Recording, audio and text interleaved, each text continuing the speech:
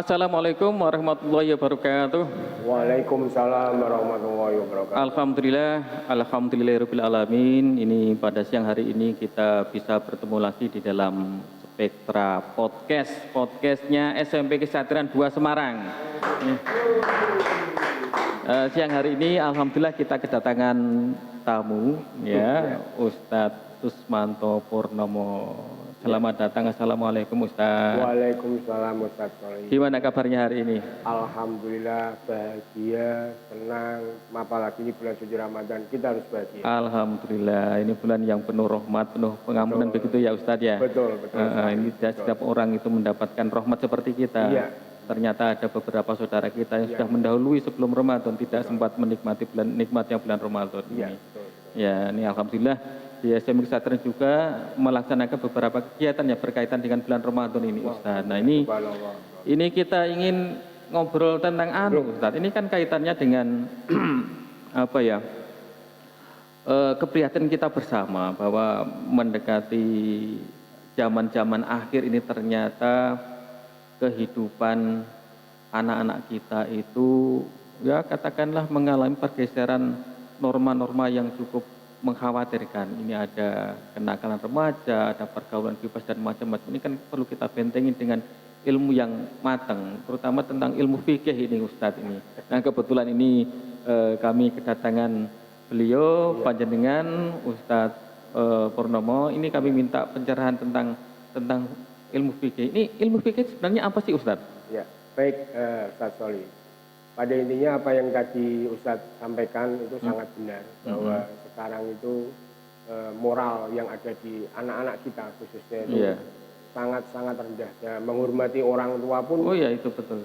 Luar biasa, sangat-sangat kita di titik keprihatinan. Maka perlu kita bentengi dengan bekal agama. Salah satunya tadi Ustadz sampaikan adanya ilmu fikih. Ilmu fikih itu merupakan sebagai dasar ilmu untuk kita bisa melaksanakan aktivitas ibadah, khususnya ibadah wajib. Ya, tanpa didasari ibadah, tanpa didasari dengan ilmu fikih, untuk melakukan ibadah-ibadah khususnya sholat, wudhu, ataupun berkaitan dengan mandi besar, itu anak-anak kita tidak dibekali itu, dia tidak akan paham. Sampai nanti dewasa juga dia tidak bisa akan mengetahui sebenarnya sebelum apa yang dia lakukan untuk beribadah kepada Allah, ada hal yang perlu diperhatikan. Oh gitu ya. Nah, jadi untuk beribadah saja, istilahnya kita menghadap pada Tuhan kita, itu perlu ilmu ya Ustaz ya? Benar sekali. Gitu ya, termasuk sholat itu harus belajar dulu. Iya. Kita tidak bisa ikut-ikutan teman kita, orang tua kita, rubah-rubuh pisang lah, tidak bisa seperti itu, harus belajar ya. Harus belajar. Oh gitu ya. Iya. Salah satu contohnya misalkan kita sempat tanya ke anak, kalian sudah sering wudhu? Betul. Tapi kita ditanya rukunnya wudhu berapa? Diam aja. Oh gitu ya. Tidak paham. Ternyata banyak anak-anak kita itu melaksanakan aktivitas wudhu yang tindakan yang paling kecil, paling sederhana dalam ibadah. Kenapa saya katakan paling kecil, paling sederhana? Karena bagi saya ibadah yang paling sederhana itu wudhu. Tinggal kita datang ke tempat wudhu, kita melakukan aktivitas wudhu. Tapi banyak anak-anak kita tidak paham rukun wudhu itu apa aja. Wudhu saja itu belum mereka kuasai. Padahal mereka sudah belajar agama dari kecil, dari keluarga itu kan sudah diajari agama oleh orang tua tua mereka ya. Tapi menganut begini Ustaz.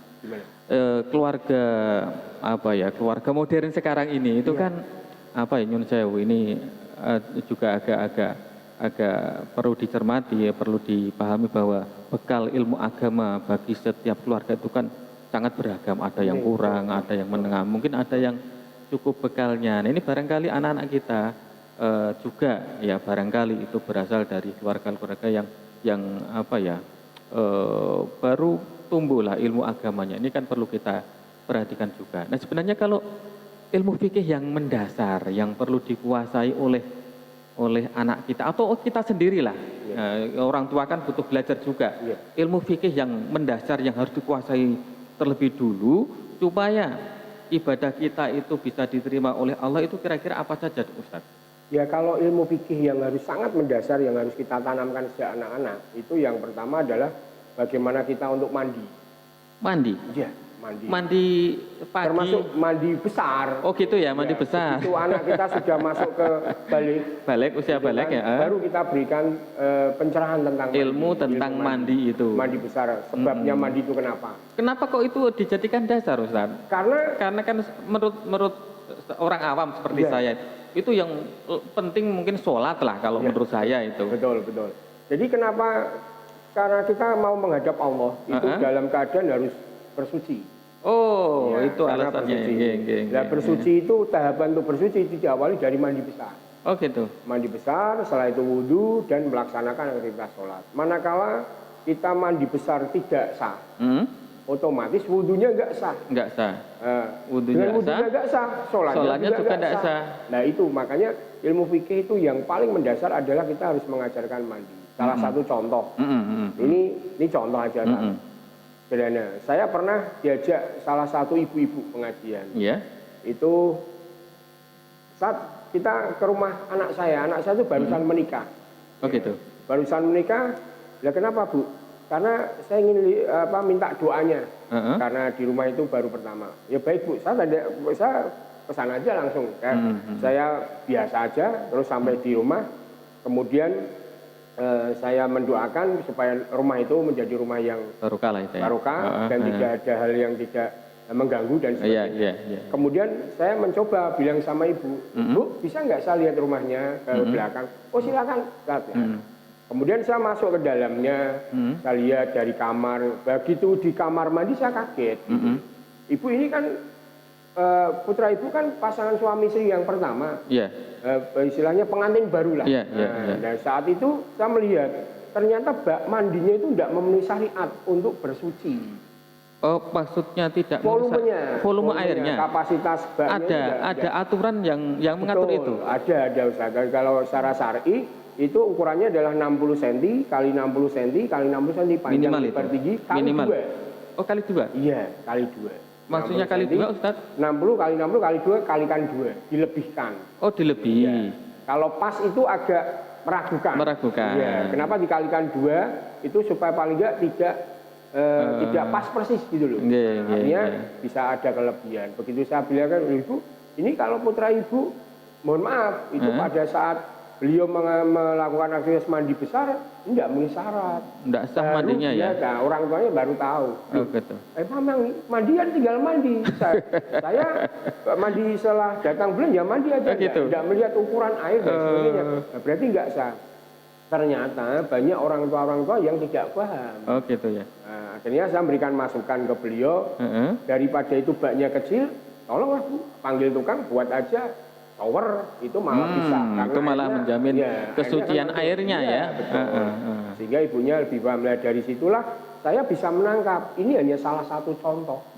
Mungkin ada beberapa keluarga yang tidak begitu paham tentang bagaimana. Makanya ini saya katakan tadi Ustadz Matur bahwa ini adalah bagian fikih yang terpenting. Mandi ya. Oh gitu ya. Baru nanti kita belajar pemudu. Ya.